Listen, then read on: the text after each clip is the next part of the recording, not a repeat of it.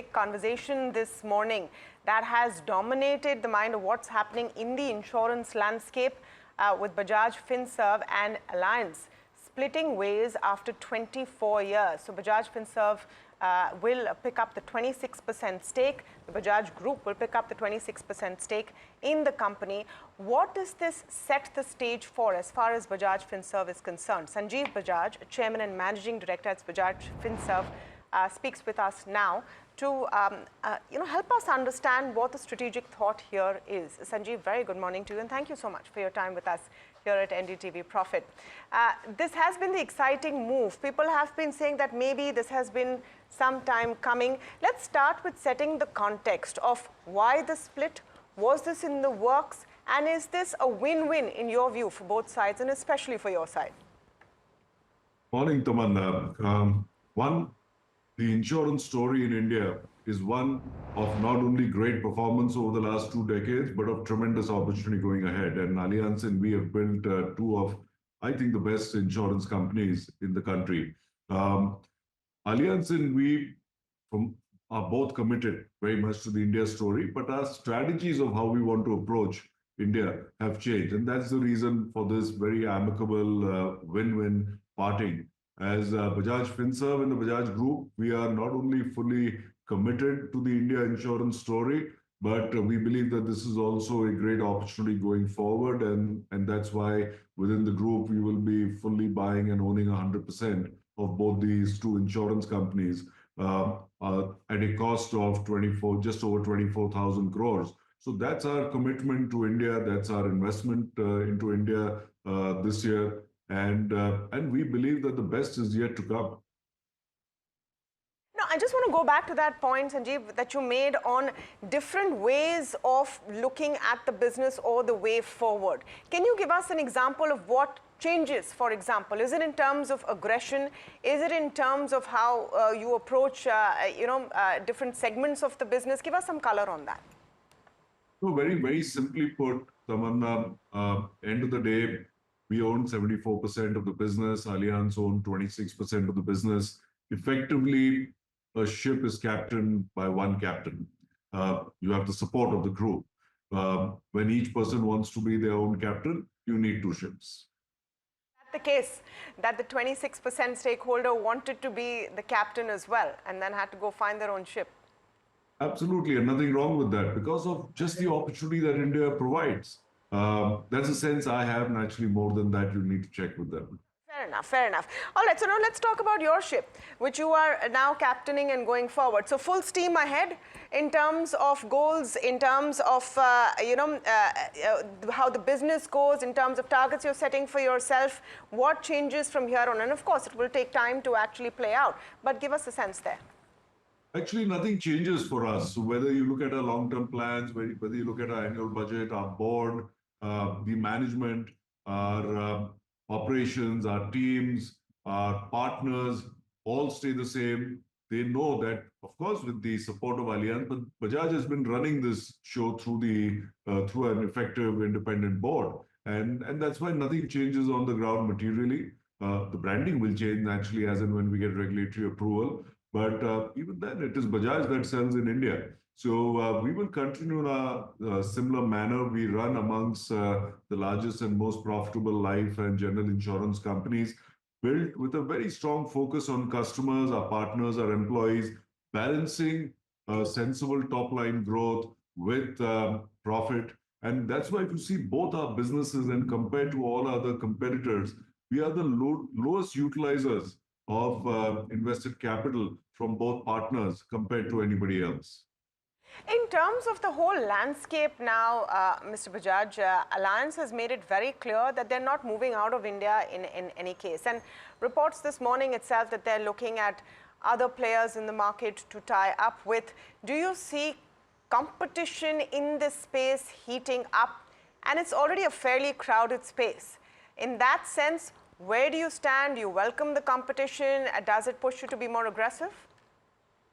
It is a very crowded space, and if you see those companies that came up in the last decade or so, really have not been able to make a dent into the space compared to the first set of companies, including us, that came in. And yet, this space is going to expand in the coming years. So I believe that any new competitor that comes in, even keeping in mind the announcement that the FM made that they are likely to allow 100% ownership in insurance, sensible competition is always good competition.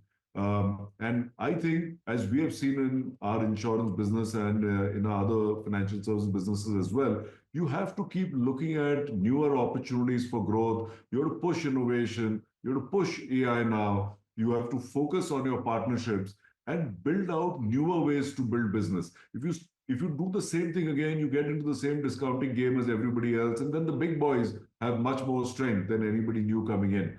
We know from our experience with Allianz that they are long-term, conservative, mature partners, and that's what we think they will do as competitors as well.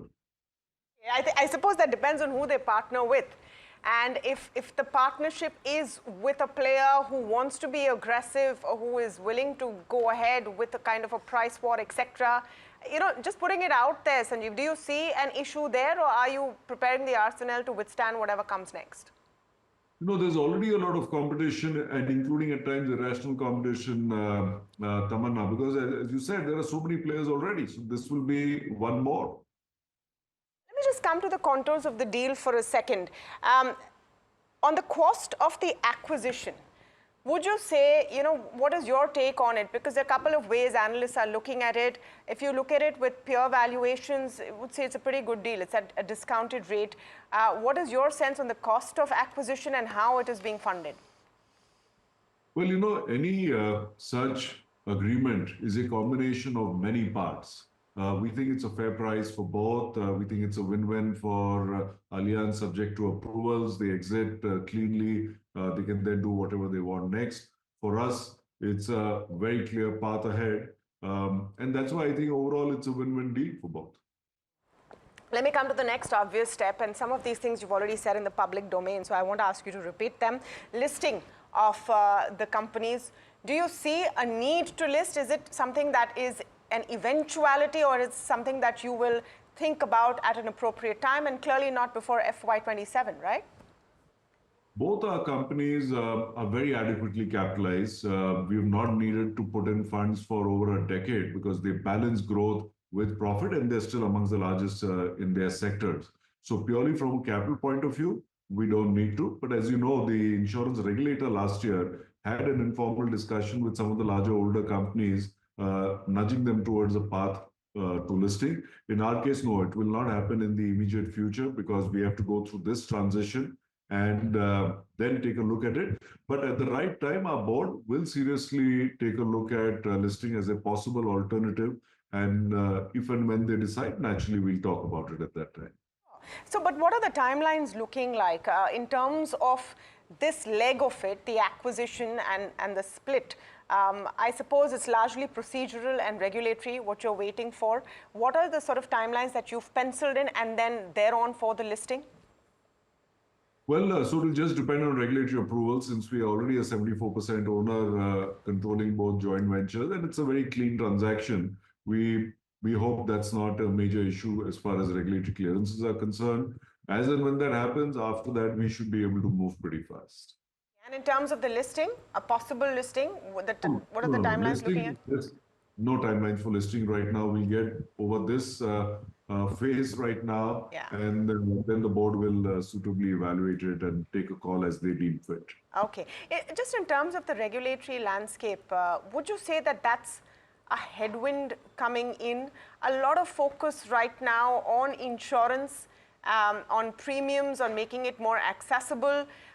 Just your take on the messaging on the policy front and the regulatory front coming in on your space, on the insurance space specifically. Very interestingly, the insurance regulator in their title has a role to regulate and to develop. And I must say that the last few years, overall, there have been tailwinds rather than headwinds. And as a result of that, you're seeing a significant development of the insurance space. The ease with which products have come out has been great. The overall cap on a broad expenses of management allows for innovation, yet protects the policyholder with a total cost that you cannot bust. If you look at the focus on the digital space, that the insurance regulator has enabled the sandbox environment that they put together for us to push through new innovative products. I think these have all been very positive for the sector. As India grows in the coming decade and as we move from $2,700 per capita to three and a half, four, $5,000 in the next 7 to 10 years, a lot of that incremental money will come into financial services. And a part of that can come in the insurance space. And that's what makes us very confident of this space going ahead. Okay, so I know this is a question that, and I also know your answer, but I have to ask this, Sanjeev, because this is something that the street wants to know about. So let me put it this way: in terms of leadership of the insurance business, does anything change? Rajiv Jain, you've said this in the past, and I know you have a board meeting coming in. There will be maybe change in his position. He stays with the group. Anything that you can add here, because this is something that the street wants to know about as well. As you mentioned, I've already talked about that. The leadership of the two insurance companies does not change. Everything there remains the same. Of course, it's a free world. People are free to do what they want, but we have very committed senior leadership and been with us for a very long time. As far as Rajiv Jain is concerned, I can understand the discussion on the street because his formal term, 5-year term, ends end of March. We do have board meetings later this week, and I'm sure that the NRC and the board will discuss and take suitable discussions or decisions on this matter. So it's a question of waiting a few more days. And we hope to speak with you soon on that again. Thank you so much, Sanjeev, for your time.